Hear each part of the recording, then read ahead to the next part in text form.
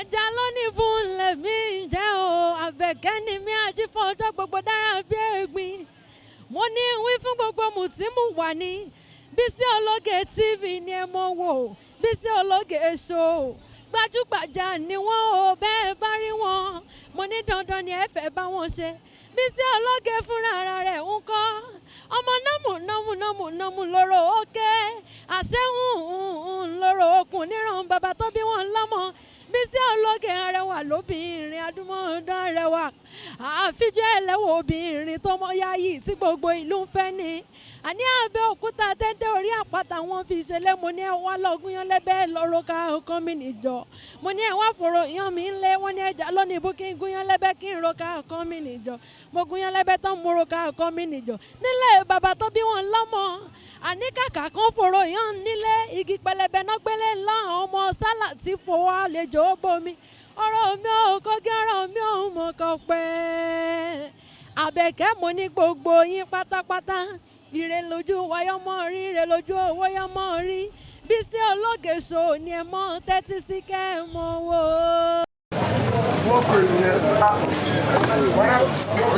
Please. Leave the road. That's what you do your work.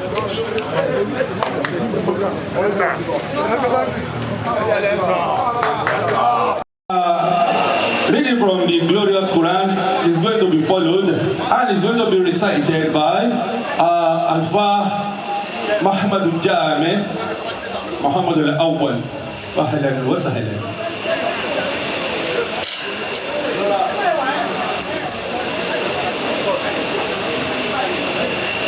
One of our students at Al-Amani, one of our teachers, budget teacher and student in Lord of Mufti. Everybody is student Lord of Mufti, student in Lord of Awana. So don't delay.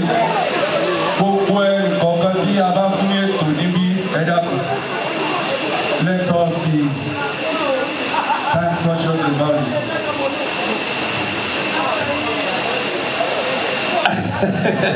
Right, Deputy Governor, sir.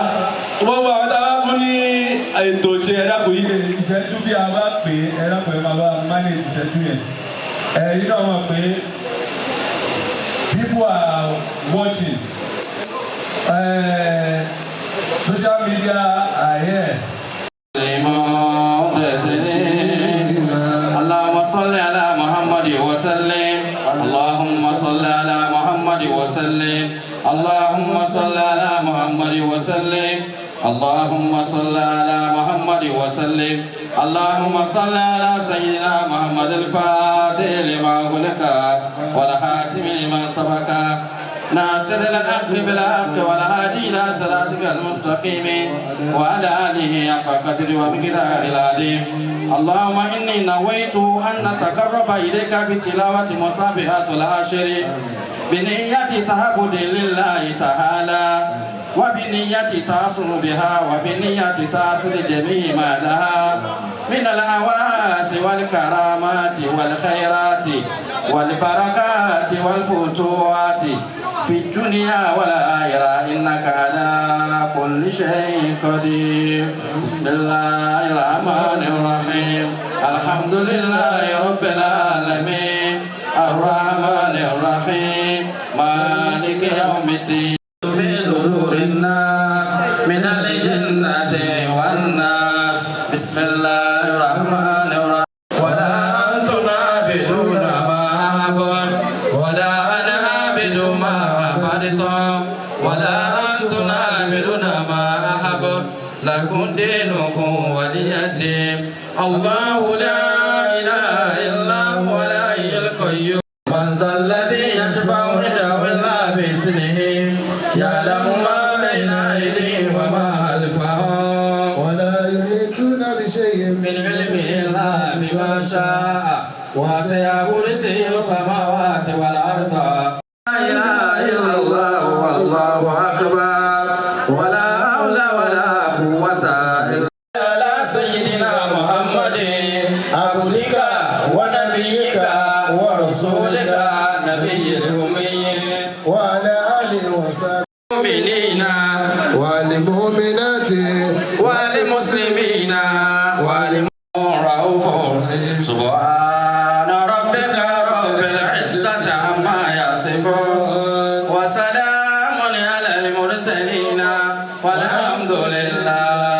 رب العالمين فاعلم أنا الكرام لا إله إلا الله سيدنا محمد رسول الله عليه السلام الله اللهم صل على سيدنا محمد الفاتح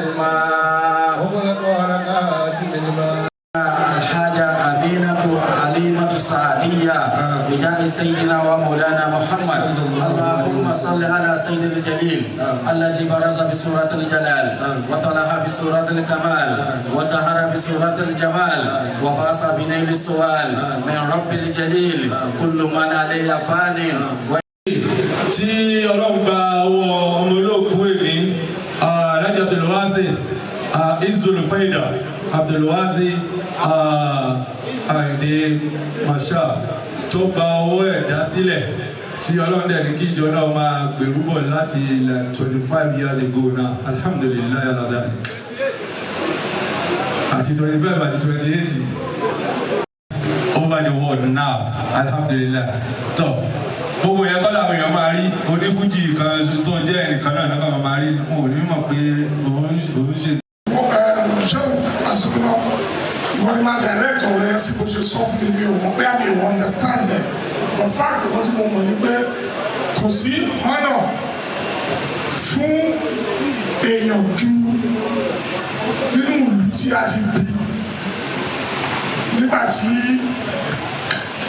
ní tó ṣẹlẹ̀ sí àwa nílé ọ̀dọ́ tiwa yẹn tó ṣẹlẹ̀ tí màmá mi jáde láyé tí Àwùjalẹ̀ tó dẹ̀ wà duly informed Àwùjalẹ̀ dẹ̀ take upon himself láti inform chief imam of Ìjẹ̀bú kí wọ́n lọ sí central mosque immediately kọ́ tẹ́wọ́ báyà náà kọ́ sì ṣe gbogbo necessary thing a sì ṣe ń bẹ̀ mo débẹ̀ mo ní bàbá imam fúnra mi ibẹ̀ ni mo ti gba yọ̀ǹda tá a ti gbé òkú lọ sí final place now ìyẹn segment kejì lè ní o ti wà bí láti bí lọ́mẹ́lò tá a ti ń ṣe kúkú kẹ̀kẹ́ ìgbàlejò so ìbò ní gbogbo àhesọ wọ̀nyí tí máa wáyé pé àmàjà sọ́nà mẹ́ta àwọn afáàkùn àdóbi dáadáa fúlàní ni mo make arrangement pẹ̀lú ẹ àtàwọn ẹlòmíì náà so abájẹ ká máa mú àtàwọn mátàmọ́ táwọn àgbàlagbà jókòó sí. Alhamdulillah sọ pé òkú pé so àfáàgbà àjókòó torí owó tá a fẹ́ gbà ní so ẹ̀túnyọ̀ yẹn ẹ̀túnyọ̀ yẹn náà nínú lẹ́kítọ̀ yẹn tí o tó ń délé.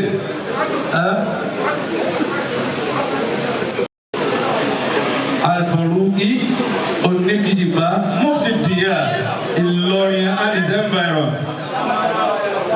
So please give us the lecture. Bismillah.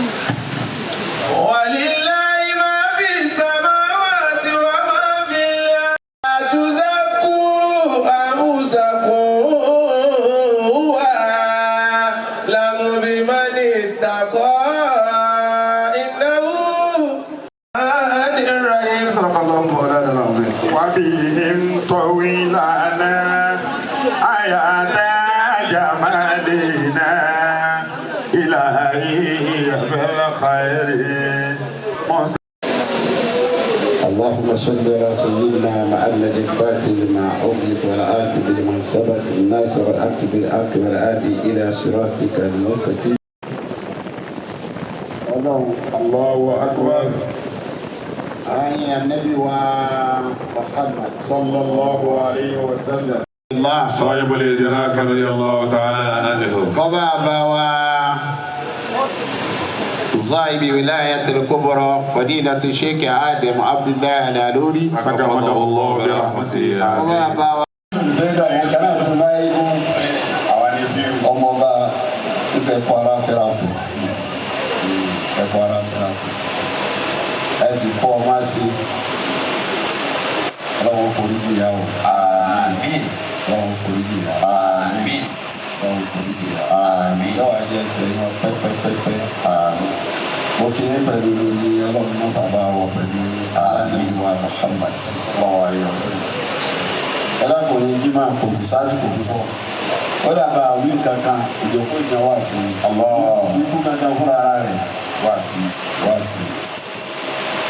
kí àjọ Pasuma ń bẹ̀rẹ̀ ìwòlú bàbá wa Fìjàbí ọlọ́mọba àdúntì wọ́n á kí àwọn àwọn àdùsùnkúná bí ìjọba yìí ti tóbi tó lọ́sọ̀ àdùsùnkúná DMC ọlọ́mọba àdúntì kí n tó wọ lọ́rọ̀ àdùsùnkúná.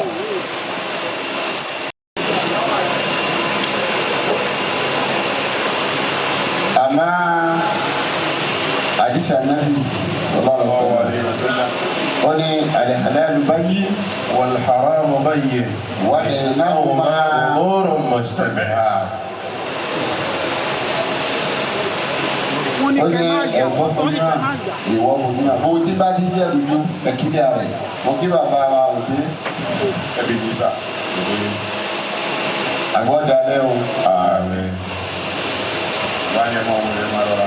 wọ́n máa wọlé wọ́n máa rọra. ẹ dákẹ́ fún ọ nínú ìdúró bá ti wọnú àlùkùránì ẹgbẹ́ kí bàbá ojú kù á gbọ́dọ̀ ṣe nǹkan kan mí ìmọ̀ lẹ́yìn ọ̀rọ̀ lọ́wọ́ ẹgbẹ́ wọn dùn kó kára yín náà wọlé dùn kó.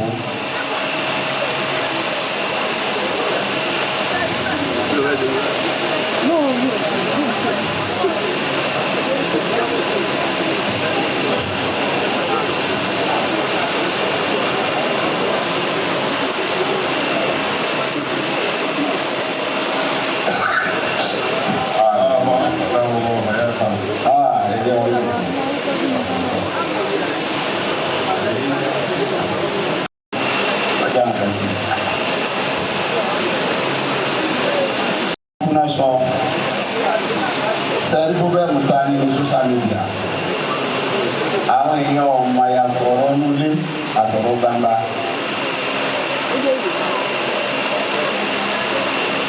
nípa tí wọ́n ní aláàjì wa Abdulwasi sọ ọ̀rọ̀ ní máa dọ̀rùn lọ́fi jásí pé ẹnu tó bá gbìyàn ní Islam fífi tánà sí ẹnu ní gbìyàn sọ̀rọ̀ èyí ò mìíràn kó mìíràn ọ̀tọ̀ ní tẹ̀yàn mìíràn ọ̀tọ̀ ní tẹ̀yàn gbìyàn sọ̀rọ̀ nípa ibẹ̀ láti ṣètò àwọn abáàtìbì kan káwọn afọ́fọ́ náà ganu síbí tí wọ́n wá ń kíwé gbé káàkiri wọn sí àtìkọ́ náà sí àdọ́gbé àwa náà ń bọ̀ wá ibi sẹ́ẹ̀kù lọ́mọdé àá aláìjẹ́ Abdulwasi ọmọ àfáà ni wọn tó aláìjẹ́ òní sọ́ọ̀tì àfáà láéláé àmọ́ afọ alápẹ̀lú kan ìyá kúfọ́ àyín náà rí ìyá mi kú kéèyàn sọ fún mi pé bí ọmọ ìyá mi wọlé ní ìkólé wáṣíwáṣí bó ti dọ́rọ̀ lọ́hùn tó ẹ̀mí òkú pé ìwọ ìdí àfa kéèyàn ọmọ rírì àfa kéèyàn ọmọ rírì ẹ̀sìn lọ́ba kálá ìlú orí ìyá wọn bọ̀lẹ̀ kọ́ máa sábà àdọ̀ mi lẹ́kọ̀ọ́. kìí sọ̀dọ̀ lọ́wọ́ kan lọ́la gbọ́dọ̀ olóṣèlú pé ọjọ́ oníyì gbọ́dọ̀ mísì ẹ̀ màá tà bẹ́ẹ̀ dára o àmọ́ rírì àfa rírì ẹ̀sìn yìí pé wọ́n bá ṣe iná bọ́yọ̀ lọ lè kẹ́yà mi nínú ìbànújẹ́ sẹ́ńtọ́ adúlẹ́lẹ́rú ni ó yí sọ́ọ̀tì àwọn àpá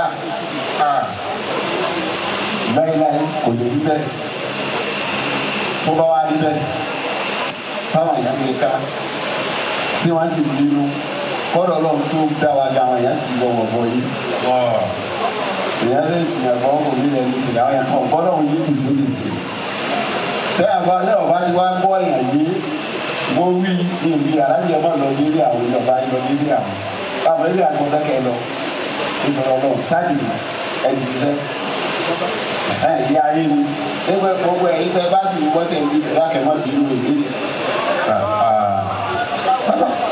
bàbá àwọn ò kàwé ṣùgbọ́n àwọn tó kà wà láàrin wa àwọn ọ̀dẹ̀ ní kan wọ́n ní kò sí. Only there is no ignorance in law. Admittance of guilt. Òun ni kéèyàn sọ pé ok ẹ má bínú kò lè ṣẹlẹ̀ kò ṣẹlẹ̀ kò sí reason fún tí o bá ti sí reason fún èyí tí o sí reason fún yìí tí o bá admit ẹ torí náà ẹ má bínú it's an admittance of guilt. Kò sí tó ṣẹlẹ̀ lẹ́gbẹ̀ẹ́ ṣùgbọ́n àwọn ọ̀nà ẹ̀ àwọn èèyàn kan tó bá máa gbé ó ń gbé látàrí àpò ara ẹ̀. Bàbá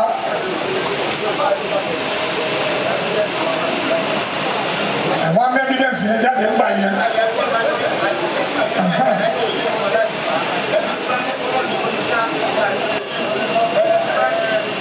Ẹgbẹ́ náà máa ṣe fìdáwò yá mi lọ. Ẹgbẹ́ máa ṣe fìdáwò yá mi lọ. Jama wa salamun ala ibadi alladhina istafa Allahu khayrun amma yushrikun wa qul alhamdulillahi wa salamun ala ibadi alladhina istafa Allahu khayrun amma yushrikun Furani mataka allazi an'amtani alayya wa ala walida inna dina Muhammadin wa kitabahu wa mukila wa